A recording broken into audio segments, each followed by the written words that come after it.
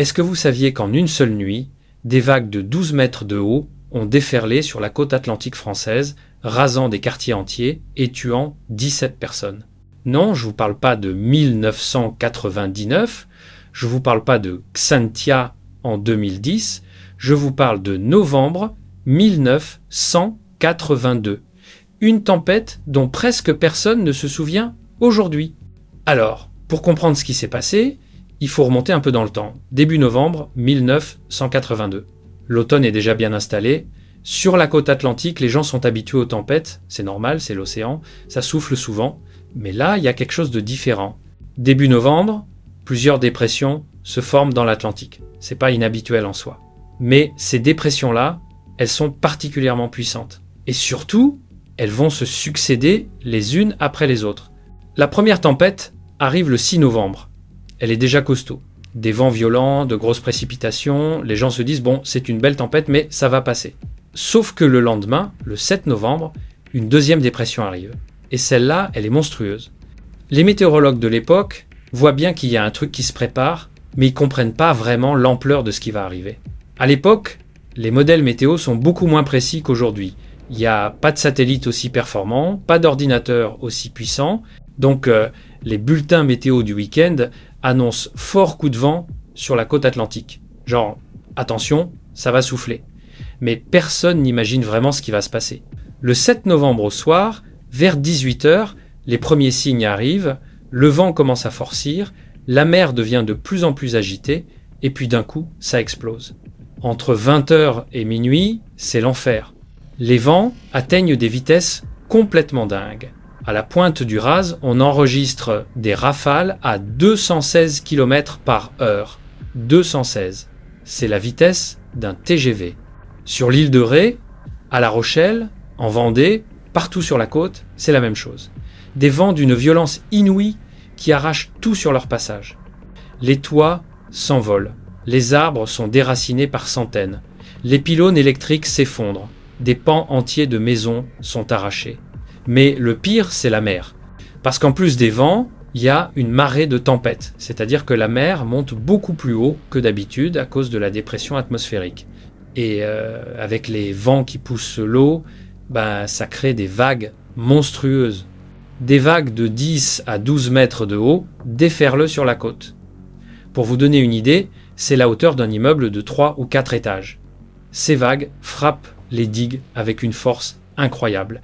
Et certaines digues cèdent.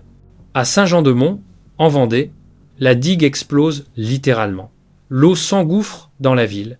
En quelques minutes, des quartiers entiers sont submergés sous 2 mètres d'eau. Les gens se réveillent avec de l'eau qui monte dans leur maison. Certains n'ont même pas le temps de réagir. Ils se retrouvent piégés, l'eau monte jusqu'au premier étage, ils doivent monter sur les toits. C'est le chaos complet. Il n'y a pas d'électricité, les lignes téléphoniques sont coupées, les routes sont impraticables, les secours peuvent rien faire, c'est trop dangereux de sortir avec ces vents, les gens sont livrés à eux-mêmes au milieu de la nuit avec une tempête apocalyptique qui détruit tout autour d'eux. Cette nuit-là, 17 personnes perdent la vie en France. Mais derrière ce chiffre, il y a des histoires terribles. Il y a eu des pêcheurs surpris en mer qui n'ont jamais pu rentrer, leurs bateaux ont été engloutis par les vagues, il y a eu des gens dont la maison s'est effondrée sur eux pendant la nuit.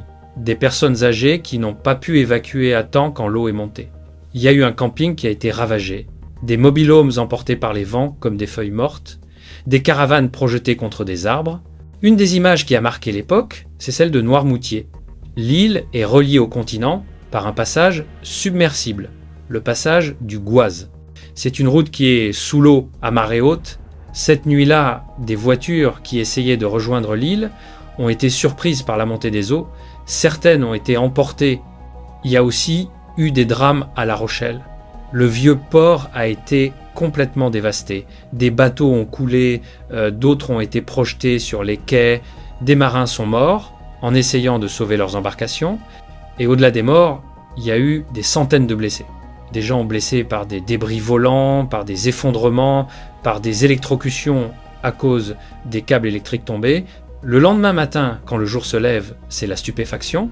Quand les gens sortent de chez eux le 8 novembre au matin, ils découvrent un paysage apocalyptique. Des rues jonchées de débris, des toits arrachés, des voitures écrasées sous des arbres, des bateaux échoués en plein milieu des villes. Sur la côte, certains quartiers n'existent plus, littéralement. Des maisons ont été complètement rasées par les vagues. Il y a plus que les fondations. Les digues qui ont cédé laissent voir des brèches énormes. L'océan a creusé des trous de plusieurs mètres de profondeur dans les fortifications. Les forêts côtières sont dévastées, des pins maritimes centenaires ont été arrachés comme des brindilles. Il y a des endroits où tu peux plus reconnaître le paysage tellement ça a changé. La côte atlantique ressemble à un champ de bataille. Il y a des débris partout, des bateaux éventrés, des maisons écroulées. C'est surréaliste. Les secours arrivent enfin, mais ils sont complètement dépassés. Il y a tellement de dégâts, tellement de gens à secourir. L'armée est appelée en renfort. Des hélicoptères évacuent les personnes isolées. Pendant plusieurs jours, des milliers de personnes sont privées d'électricité. Certaines communes restent isolées pendant des jours parce que les routes sont impraticables. Les estimations des dégâts sont astronomiques. On parle de plusieurs milliards de francs de l'époque, des milliers de maisons endommagées ou détruites, des centaines de bateaux coulés, des infrastructures complètement ravagées. Dans les mois qui suivent, c'est la reconstruction. Mais c'est long, c'est difficile. Beaucoup de gens ont tout perdu. Leurs maisons, leurs affaires, parfois leur gagne-pain si c'était des pêcheurs ou des commerçants. Les assurances sont débordées. L'État débloque des aides d'urgence, mais c'est compliqué, c'est bureaucratique. Il y a des gens qui mettent des années à se reconstruire, mais au-delà de la reconstruction matérielle, cette tempête va changer beaucoup de choses. D'abord, elle met en lumière les faiblesses des infrastructures côtières. Les digues qui ont cédé étaient vieilles, mal entretenues. Après la catastrophe, un énorme programme de rénovation est lancé. Des nouvelles digues sont construites, plus hautes, plus solides. Ensuite, ça change la manière dont on prévoit les tempêtes.